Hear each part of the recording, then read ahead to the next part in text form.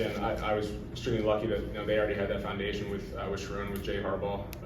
But I think that's kind of just the mentality that those guys have had, and we've continued to stress it. Is that if you want to be involved in the pass game, you want to get the targets. You've got to continue to be involved in the run game, and that's what comes first. And that's kind of that's our one of our offensive identities. So we got to be a big part of that along with the offensive line.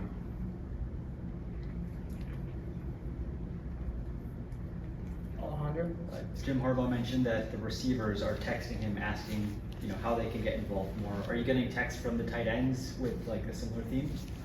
How do you mean get involved more? Like asking for more targets, or how they can be involved in plays more. Yeah, no, I think we have a very unselfish group across the board. I think everyone's kind of focused on team success, and I think also part of it too is we've had really good first games, and obviously you wouldn't trade that for the opposite. But as a result, you've got a lot of these top guys that played 6 quarters of football, as opposed to 12, and a lot of those games were kind of already starting to get out of hand in the first half. So, but no, obviously we know that the tight ends are a critical part of this offense, and they're going to continue to be involved, and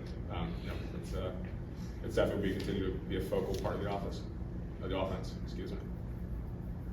Chris? When did you first notice Colston Woodlands' elite skill set, and what's the ceiling for him? I think in spring. Obviously some guys going to have it, and we kind of realized pretty quickly that he had the tools, and on top of that, the mindset. He was very, very mature for his age. Not just physically, but also mentally, kind of how he was able to come in and grasp a playbook and handle the stress of being a student athlete, playing football in Michigan. And I mean, he's got all the tools in the world.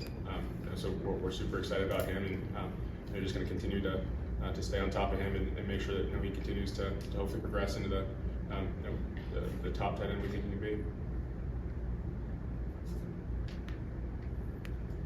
Ryan?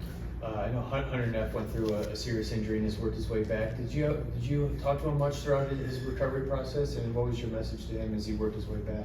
I did. I talked to him a little bit, kind of when early when he was hurt, but I've just been so happy for him. He's worked his tail off, and he's one of many guys. May not get the headlines, but just comes in day out, is about Michigan football and what he can do to help the team. And it's just so unselfish in that way. So obviously, it was devastating last year for him to tear his ACL like that. So I was so happy that he was able to work his way back and chose to come back, and has been contributed to the team and was able to get a catch. Austin? How does Eric balance football with having a new baby at home, and has he told you any parenting stories? He's been impressive. I'll tell you that. For a guy who's got a ton on his plate, just the maturity he's shown in handling that responsibility, and it's the type of thing where you really, if you didn't know, you wouldn't really know. Like, he hasn't let it affect his play or affect his kind of his mindset or his his attention in meetings or in practice. So he's done a heck of a job handling it all. All right. Yeah, what do you think are the biggest ways Luke Schoonmaker has grown as a player from his freshman year to now? Yeah, I think I think just being kind of the complete tight end that it's interesting to see. I think he's always kind of been that, and there's always been flashes of that in practice, and I think it's always kind of been our opinion in the building that this guy's got an incredible ceiling. We think he can be this top level tight end. I think it was kind of just going out there and putting it all on tape, putting it all together, kind of like you guys saw, really throughout all last year. But then the pass game started to come along towards the latter half of last year. And again, it's stuff that we had seen in practice for years. So it's been awesome to kind of see that translate, onto the game field.